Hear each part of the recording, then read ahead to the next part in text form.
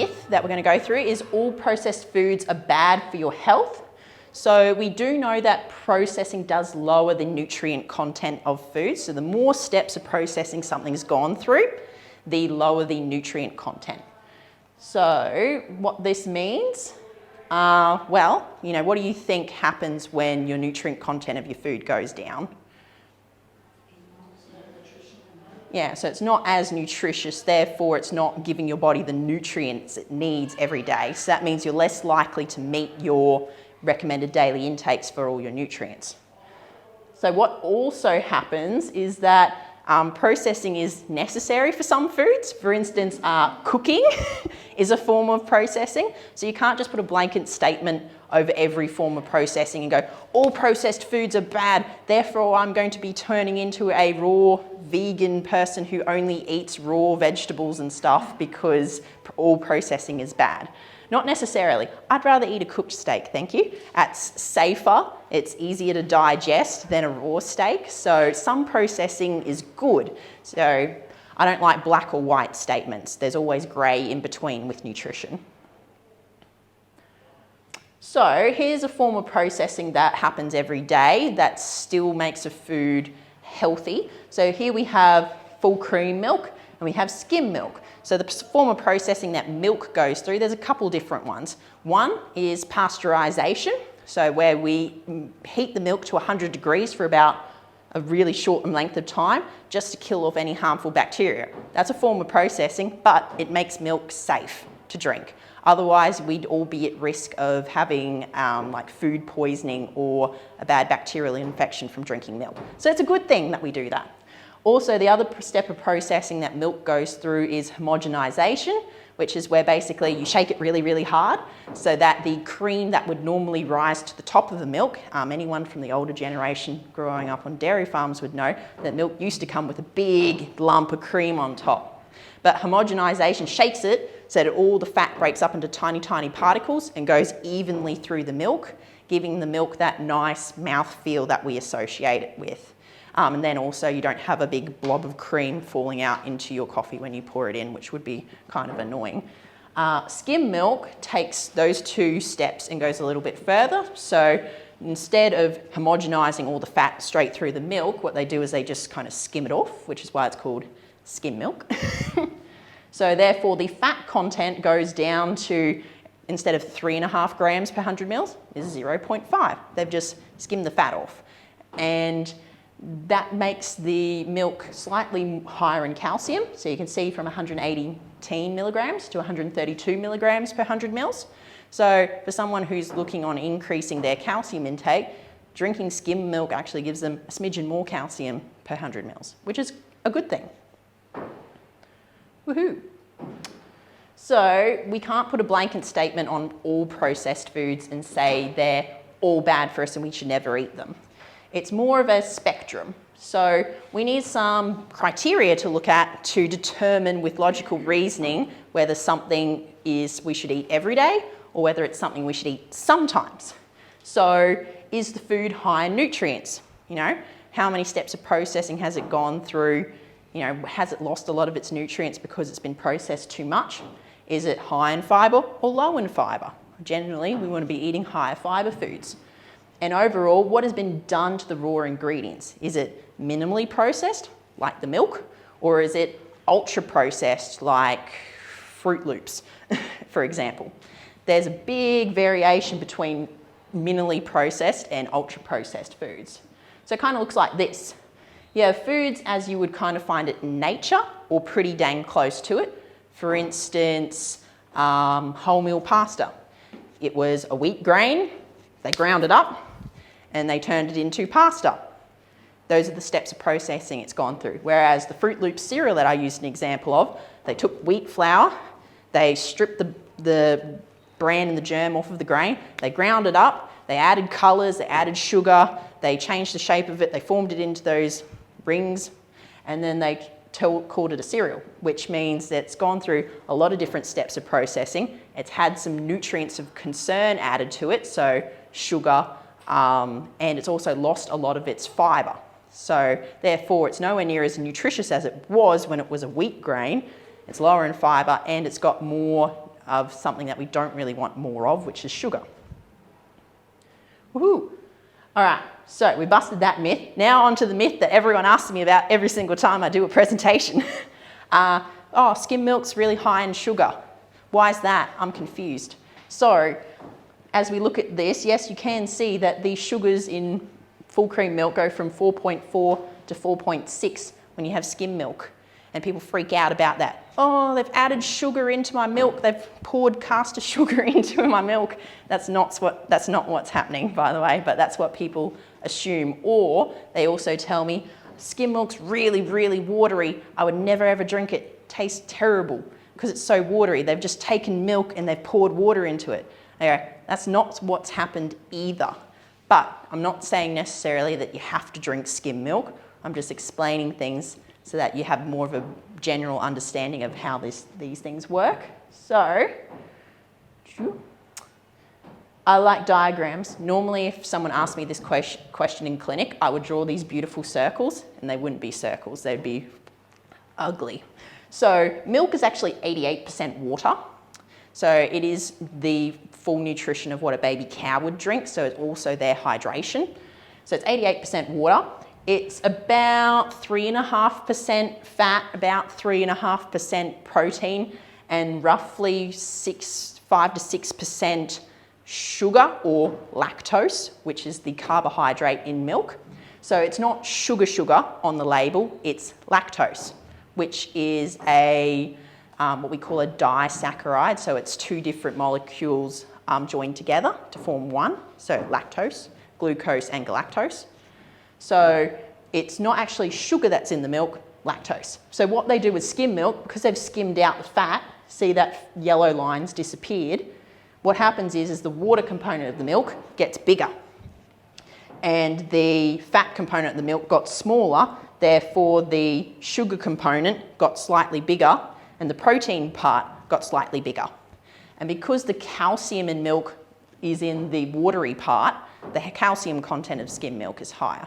So skim milk is a bit higher in protein, a bit higher in calcium, a little bit more watery, and it doesn't really have that same mouth feel because it doesn't have the fat to coat the mouth, which is usually what people dislike so much about it.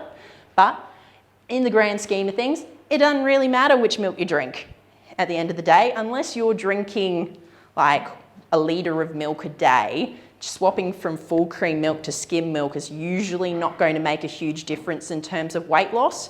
And actually, they've changed the recommendation in the last few years about whether people should drink skim milk or low-fat milk if they have heart disease or diabetes. At the moment, if you're a healthy person, full cream milk is fine.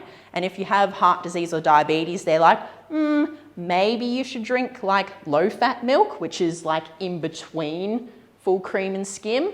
It's only about 2% fat. So think about the Paul's Milk ad. It's only 2% fat. So in the grand scheme of things, it doesn't really matter which milk you drink, as long as you do drink some milk and as long as it's fortified with calcium, even if it's a vegan alternative milk and it's got added calcium in it, that's fine with me. Cool? All right, we've settled that one. All right. Now, big one. Carbohydrates are bad for you. I hear this all the time because at the moment what's been trendy for the last, probably since like 2014, 2015, since paleo took off, is that all carbs are bad, and people specifically refer to the grains group as bad when they're meaning carbs. They kind of miss a few other groups, but we'll get to that. So foods that are made from wheat, rice, corn, oats, any other kind of specific strange grains like spelt, quinoa, rye, buckwheat. These are all grains which contain carbohydrates. So there's a big difference between, as I spoke about before, Fruit Loops and wholemeal pasta in terms of their nutrient content because it depends on how much processing the grain has gone through.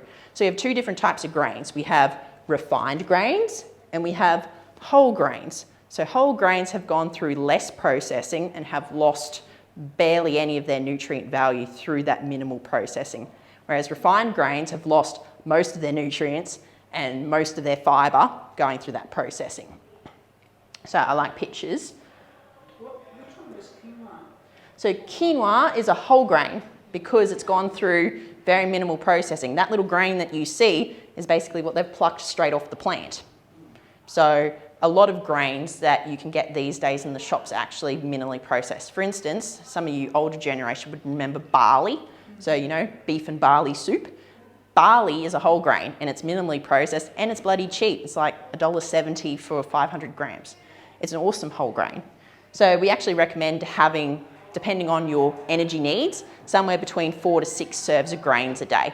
If you're aiming to lose weight, it's probably more like 3 to 4. And then if you've got high energy needs like me, it's probably closer to 6. But everyone's individual. So quinoa and barley are obviously whole grains. better choices. Yeah. So we like this picture. I love pictures. This is a refined grain. There's 3 layers to the grain. You have the bran on the outside. So remember, wheat bran. Then we have the germ, and then we have the endosperm. So a refined grain, or basically anything made from white flour, is just the starchy, proteiny bit in the middle. Whereas the whole grain has the bran and the germ, which are the most nutrient-packed parts of the grain.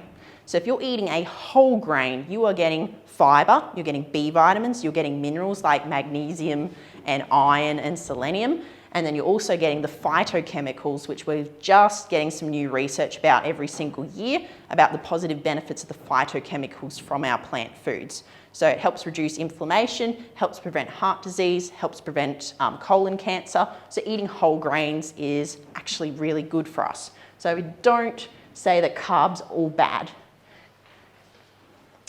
All right, so we've been about grains. What other foods have carbs in it or carbohydrates? Our fruit and starchy vegetables. So any fruit, pretty much, and starchy vegetables would be your potato, sweet potato, corn, peas. So those are the 4. And then what also has some carbohydrate in it, we've already spoken about it, milk and yogurt. So they also have some lactose left in it, therefore they have some carbohydrate in it. So we actually recommend 2 serves of fruit, 5 serves of veg a day, and then depending on the person, somewhere between 2 up to probably 4 serves of dairy a day. So ladies and men over the age of 75, ladies over the age of 50 need 4 serves of dairy a day to keep their bones strong. So there's lots of nutritional benefits from eating foods that contain carbs. So don't be afraid of eating carbohydrates, please, I beg you. All right, so no, please eat some carbs. All right, this one I also see a lot since the gluten-free diet with the paleo diet a few years ago. Gluten-free foods are not healthier for you unless you have celiac disease. So the number one I see in clinic, actually even just this past Friday, is people who come and see me who are doing a gluten-free diet who haven't been diagnosed with celiac disease. And that makes my job really hard because I need to actually find out whether they are celiac or they're not. And when they've cut gluten completely out of their diet, we can't actually determine whether they're celiac or not through the normal testing regimes that we have, which would be the celiac antibody test. So things about gluten-free foods is most people don't know is instead of using wheat flour or rye flour or barley or oats, those are all gluten-containing grains, they have to use something else. So what are the options? Rice flour, which is a very low fiber flour, or potato starch, or maybe buckwheat flour, but that's more expensive. So more often, it's going to be rice flour and potato starch. Does that sound very nutritious? No. So unfortunately, your gluten-free foods are lower in your B vitamins and your minerals than your traditional wheat products. It's also a lot more expensive. Have you bought a gluten-free loaf of bread? It's like $8 a loaf. And that's because they have to be made in a completely separate factory. Like it can't even be made in the same factory as other gluten-containing foods because if a particle of gluten goes into that gluten-free bread, someone with celiac disease could have a reaction to it and that would be really bad. So that would be like a lawsuit. So therefore, they have to have a completely separate factory for those gluten-free foods. Also, to improve the texture and taste of gluten-free cake and biscuits, they have to add a lot more fat and sugar because otherwise it tastes like crap. And therefore, it's not as good for us, even more so than the normal cake because it's got more fat and sugar. It's also really hard to get enough fibre in a gluten-free diet because of the types of flours that are in gluten-free foods being naturally lower in fibre. And in general, gluten-free products like your crackers, biscuits, cakes, breads are generally lower in nutrients.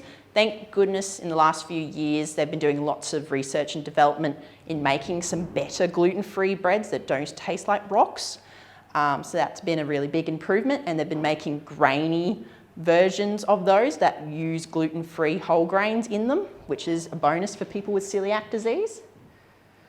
So, don't think when you go to the shops and you go, I want to be healthier, I'm going to grab the gluten-free cake over the normal cake. They are not any healthier than the other. If someone says, oh, I had a biscuit, but I had a gluten-free one, therefore it's got this little health halo above it going, oh. No, unfortunately not. A biscuit is still a biscuit and a cake is still a cake, even if it's gluten-free. So false. Woohoo. So this is a big one. Saturated fat versus sugar. Which is worse for you? Can we have a vote? Who thinks saturated fat is worse for you? All right, we got one. And who thinks sugar is worse for you? So most of us are going for the sugar. Go away, sugar, give me the bacon.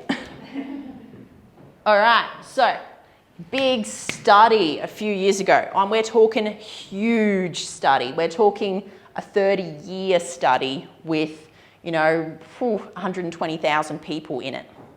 So they got some people together and said, we're going to follow you for 30 years, and every 4 years we're going to chat to you about your diet, and then they're going to see what those people's health conditions they developed over their lifetime and how it related to their diet. So this is a huge study. So they compared saturated fat with unsaturated fat with carbohydrates / sugar in relation to heart disease. And what they found was really interesting. Whoops. All right, so people who had a higher intake of trans fats, so example would be shelf-stable cakes and biscuits from the supermarket, your deep fried foods, so donuts, chips, processed meats are high in trans fats, your meat pies, sausage rolls, those people had a massive increase in risk for heart disease. So more people who ate those foods more often had a higher risk of heart disease. The next bit was when they got some of the people to swap from having, more saturated fat, for example, butter, or another example of saturated fat would be cheap beef mince that has got a lot of fat in it, and they got them to swap to mono unsaturated fats like olive oil. So instead of using butter, they had them eat more olive oil. Those people had a decrease, a significant decrease in their risk for heart disease. So they go, okay, all right, let's see. Does it make a difference if we get them to swap some of the saturated fat in their diet to sugar? Because if sugar was worse than saturated fat, we would see that their heart disease risk would go up. But what they found was there was no change at all. So at the end of the day, saturated fat is just as bad for us as sugar. They're on an even playing field. In reality, if you wanted to improve your heart disease risk, you'd want to be swapping from using saturated fat to your monounsaturated fats and just trying to limit your sugar intake overall, but not severely. So here's the next part of this. Coconut oil. So this is not as popular now as it was a few years ago, but still I see a lot of people who use coconut oil. So coconut oil has a different fat profile to olive oil and most other plant oils. It's really high in a fatty acid called lauric acid, which is actually a medium chain triglyceride, but it's still a saturated fat. So when they did a study on people and got them to eat coconut oil, like 2 tablespoons or something ridiculous like that every day, and then they looked at their cholesterol levels before and after a number of months of doing so, they found that the people who ate the coconut oil had their HDL, so their good cholesterol, go up, which is a good thing, but then they also had their LDL go up, which is their bad cholesterol, which isn't such a good thing. So they found that, well, coconut oil doesn't really improve heart disease risk at all in people. So in general, we recommend as dietitians that you use olive oil instead of coconut oil. So if you're cooking, olive oil. If you're roasting, olive oil. And I wouldn't recommend deep frying as a cooking method, but like if you're pan frying, olive oil. We're supporting the Italians and the Spanish. And the Australian olive oil growers as well, because we do have Australian olive oil. So coconut oil is not great for us. So olive oil is best. All right, I'm gonna take a quick breather. We're gonna grab a drink because I think that was a lot of talking. How's it going so far? Your brain's exploding yet? Alrighty, so for the gym people, I was wondering if we were going to get some more gym people in here, but we'll see. So the more protein you eat, the more muscle mass you will gain. Common with blokes. They will tell me that I can't reduce their meat portions because they're trying to gain muscle. So sufficient dietary protein is necessary for maintaining and gaining muscle mass, not necessarily a high protein diet. There's a difference between the two. So consuming more protein won't necessarily mean more muscle gain. It's a bit more nuanced than that. So for instance, the chemical process of muscle protein synthesis, or MPS, is stimulated by a certain amount of the amino acid leucine. So for instance, what would be a good example? For gym people, 30 grams of whey protein isolate powder is 3 grams of leucine. So leucine's an amino acid. Amino acid is a protein, so 30 grams of protein powder would have 3 grams of leucine in it. So that's enough protein to stimulate muscle protein synthesis. But if you go and group all your protein for the day into one meal and cram it at the end of the day because you've been busy all day and you go, I'm just going to eat a heap of chicken, some protein powder and stuff all at one end of the day, that's actually not going to maximally stimulate muscle protein synthesis. It works best if you have that 2 to 3 grams of leucine spread out across several eating occasions across the day. But that's a secondary tip. First tip is to actually meet your protein needs. So what is that? Sedentary adults need 0.8 to 1 gram of protein per kilogram of body weight. But as a dietitian, I will adjust this depending on someone's body weight. For instance, if someone is 140 kilos, I don't think I'm going to be getting them to eat 140 grams of protein a day, because that's a lot. I will adjust it based on the person's individual needs. So for adults doing heavy resistance training more than 3 days a week, or endurance athletes, the recommendation is between 1.4 up to 2 grams of protein a day per kilogram of body weight.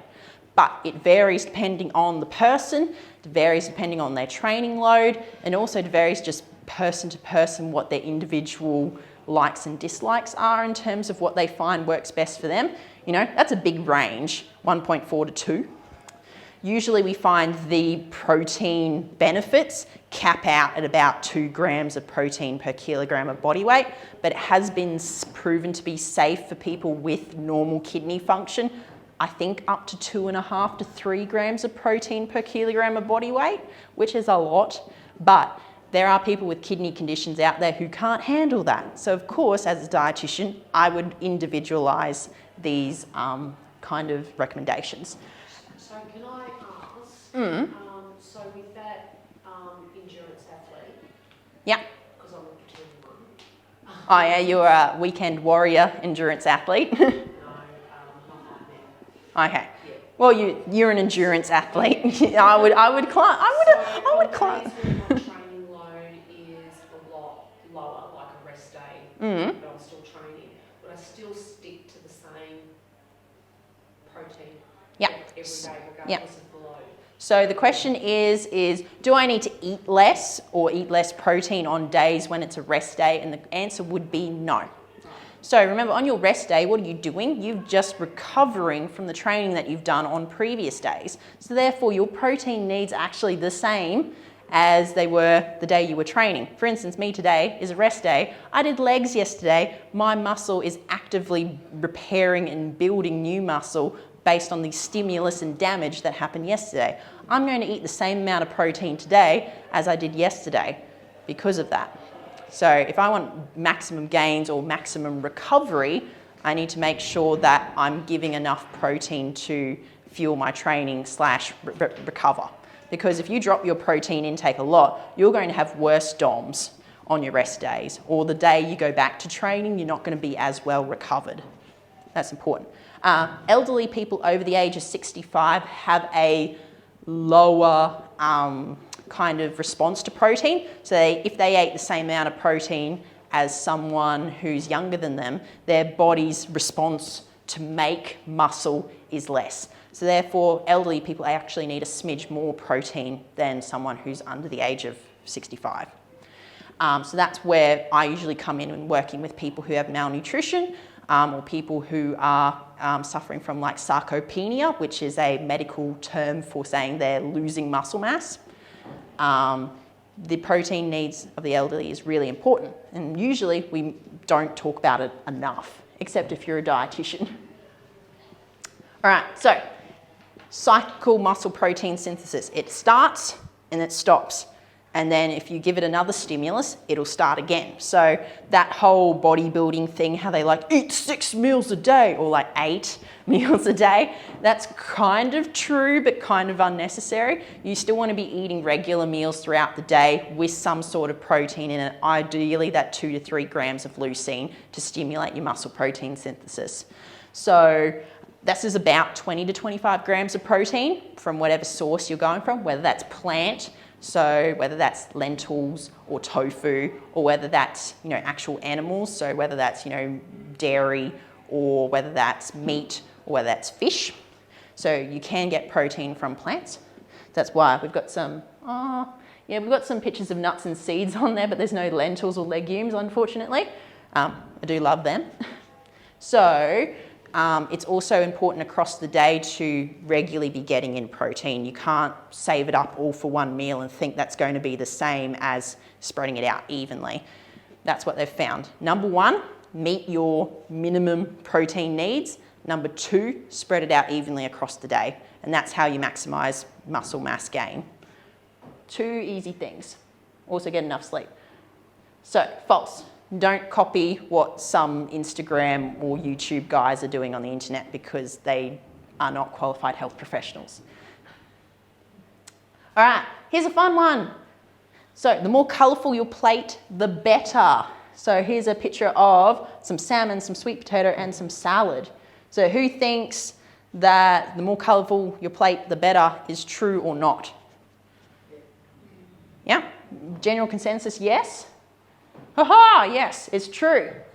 All right, so the evidence is clear. People who eat more fruits and vegetables live longer and have better overall quality of life during that longer life.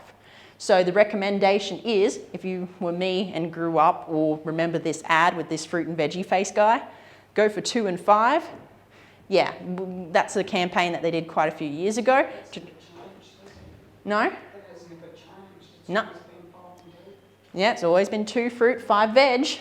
And unfortunately, that's the reason why it's never changed, is because the numbers aren't great with the people who are meeting it and not meeting it. So, people who are meeting their fruit intake, so 2 serves of fruit a day. So this is from the 2017 to 2018 Australian Bureau of Statistics health study. So just 51% of people were getting 2 serves of fruit a day. 51%. So that means a fair chunk of people were only getting 1 or less, which is pretty sad. And then how many people were meeting their 5 veggies? I think it was like 7 or 8% of people were meeting their 5 serves of veg. It was disastrous. So it's not good. And then people who are meeting both was like 2.5%. So that means only 2.5% of Australians are actually following our dietary guidelines in terms of fruit and veg, which means everyone else is eating bugger all fruit and veg, which is actually really sad. Considering we are a country with beautiful fruit and veggies. I grew up in the Lockyer Valley. I got to see where the fruit and veg comes from. We are so lucky here compared to other countries that have to import a lot of their fruit and veg year round because they don't have the land or the seasons to kind of grow it. So low intakes of fruit and veggie have been linked with higher rates of cancers and obesity. So it's a not so fun fact that eating more fruit and veg is really important. So usually what I spend most of my time doing is trying to get people to increase their fruit and veg intake. So how to get 5 serves of vegetables. I thought I would spell it out in a way that I would simply. So 1 serve of vegetable is 1 cup, 250 mils of salad. So for instance, you have a mixed salad, 1 cup is 1 serve of veg. If you're having cooked veggies at dinner time, half a cup is 1 serve. So if you're aiming for 5 serves across the whole day, the easiest way to do that would be 2 cups of salad at lunch, whatever salad veggies you want to have, and then at dinner having 1.5 cups of cooked veggies. So 1.5 cups, so half a cup is 1 serve, so that's 3 serves of veggies at dinner. There we go, bing, bing, bing, bing, bing, you got to your 5. There's lots of other ways of doing it, but that's the simplest way. If someone can't physically eat 2 cups of salad at lunch, what we might be doing is spreading and hiding veggies throughout the day, like for instance, veggie sticks and hummus dip as a snack, or making something that they usually eat, but sneaking some grated carrot or zucchini into it to increase their hidden veg without knowing that they're eating it. Can you eat too much vegetable? You can if you have what we call like irritable bowel syndrome, or if you're one of those crazy people who eat like, I think more than 50 grams of fiber a day and that all they're eating is raw fruit and veggies, which can cause stomach discomfort at high intakes. There are people with some bowel conditions like with irritable bowel syndrome, or if they have active flares of Crohn's disease or ulcerative colitis where it's not recommended to eat that much, fiber. There are some unique cases, but because this is a general presentation to the general population, I'm recommending 2 fruit and 5 veg. But if someone has a, medical condition, of course they need to see me to chat about what's best for them. Alrighty, also variety is important. So in the recent years, the new study and new research has been showing that people who eat 30 different plants each week have higher overall quality of life and health. So 30 different plants, so that could be 5 different fruit over the week, 10 different vegetables over the week, 5 different types of grains over the week, 5 different sorts of legumes and nuts and seeds. And I think that adds up to your 30 if I can do math. So the variety is important as well. So peas, carrot, corn, potato is not enough veggie variety to get you through to meeting all of your different nutrient needs. You do need to have some windy vegetables. So that could be cabbage, it could be onion, it could be garlic, could be spinach. And you need an orange vegetable to meet your vitamin A. So that could be pumpkin or carrot or sweet potato or capsicum because it's red orange, so it still has vitamin A. And then what was the last one? Orange, windy, and then you need a green. So green beans, what's another one that you could probably throw in there? Pak choy or bok choy. So green veggies, especially our dark leafy greens, are highest in our folate, which is a B vitamin, which is really super duper important, not only for pregnant ladies. Why do everyone just assume that only pregnant ladies need folate? Everyone who has a brain and has nerves needs folate for nerve function. And our brain is a big bundle of nerves. So if you don't get enough folate, you can actually have a higher risk of getting depression. So eating dark leafy greens is good for your mood. There's my rant. So there we go. Here's an example. The more colour, the better. Whatever way works for you, how you want to do it, whatever different veggies you like or don't like, the more variety, the better. Mixing it up the most you can and trying to get more colour on your plate is the way to go. All right, another water break. Give yourselves a wriggle. We're almost at the end, guys.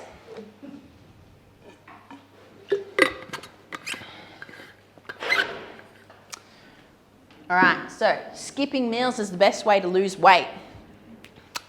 I'm 50-50 on this. I'll explain why. So, fad diets are something that are highly restrictive and unsustainable. Intermittent fasting is something that can work if you have a plan. But what a lot of time I see is that people say, I'm doing intermittent fasting, and then I do a diet history on them, and their intermittent fasting includes skipping breakfast, but then they end up binging on stuff late at night in their intermittent fasting window. So it's not necessarily going to help you lose weight if that's what happens, because you're so hungry after not eating anything until midday, and that 8-hour window between 12 and 8 p.m. at night, you eat a ridiculous amount of food. That's not going to create an energy deficit for weight loss, which is why seeing a dietitian for a plan for intermittent fasting is the best way to make sure that you, one, adhere to it, two, it's nutrient dense enough so that you're not, actually putting yourself at risk of nutrient deficiencies, and two, that it's actually sustainable in the long term. So, fad diets are not great. They are crap, they make you feel crap, and then they do this thing how you go on a diet, you lose a bit of weight, but then you come back around again because you fall off the diet because it's too hard, and then you regain the weight, and then you feel more crap. Plus more. Yeah, it's not fun. No one likes that. We don't want to be going on this endless circle like you're a hamster, going around in this wheel. It's not fun. So, how to spot it? They offer a quick weight loss solution. So we're talking like how the magazines plaster across the front, lose 10 kilos in a month. And I go, hey, what's that? So you add that up, a month is 5 weeks. It's like losing 2 kilos a week. That's not super extreme, but it's pretty extreme for most people. So they're offering a fast solution. You will be guaranteed to lose weight. They often cut out a heap of food groups. Like Paleo says, no grains, no dairy, no sugar, or what's another example?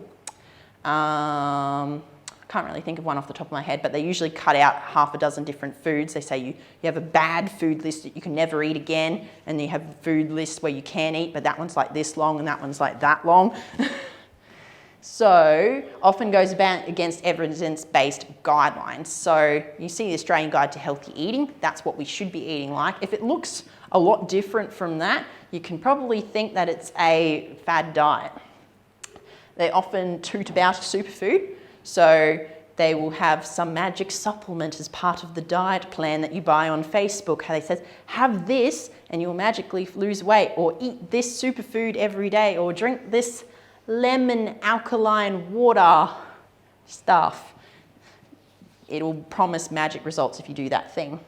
Or they've got a celebrity holding up the jar, or it's a part of a pyramid scheme program like not Norwex anymore. No, New Ways, Amway. What's some names of the other ones?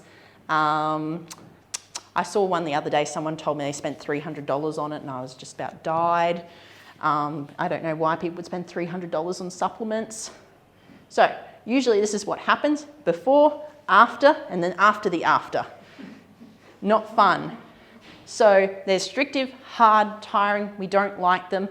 And a history of yo-yo dieting on and off over your life. So really trying hard, losing weight, falling off the wagon, regaining the weight, and then doing it all over again. That actually can cause a decrease in metabolic weight rate, because usually people are losing weight rapidly, which leads to loss of a decent amount of muscle mass as well as fat mass.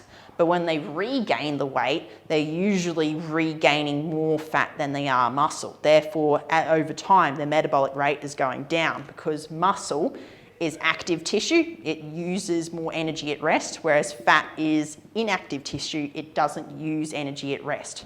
So the more muscle mass you have, the higher your energy needs are. So if you're losing muscle mass over time, your basal metabolic rate is going down. which isn't good. Not for overall health and not for trying to lose weight either.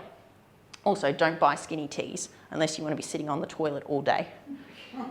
So that's false. All right, here's a meme. Sitting down to my vegan, gluten-free, soy-free, antibiotic-free, raw, non-GMO, low carbohydrate meal. It is ice. Just ice cubes on a plate. Yeah, I don't want to be on a restrictive diet with heaps of labels plastered across the front of it and a supplement held by some celebrity. I want to be eating real food. So that's why you see an accredited practicing dietitian who gives individualized advice that is tailored to you and is also based on evidence, not someone's random claims on the internet. So this is our head office contact information and also our website. Please check it out. It looks pretty. The boss paid a lot of money to make it look nice. And then also I do bulk billed visits at clinic for people with a Medicare care plan. Veterans are bulk billed if they have a white card or gold card. And I also see private patients if you don't have the option of either of those options, but you can always chat to me about what the prices are. Any questions? Now we open the floor. How much time have we got? So, anyone got any questions for me about any of the things I chatted about today, or something random, because considering it was all something random today. I'm having my gallbladder out next week. Yeah? So I'm going to a special diet. I mean, I've been on a low-fat diet while waiting for the operation to happen.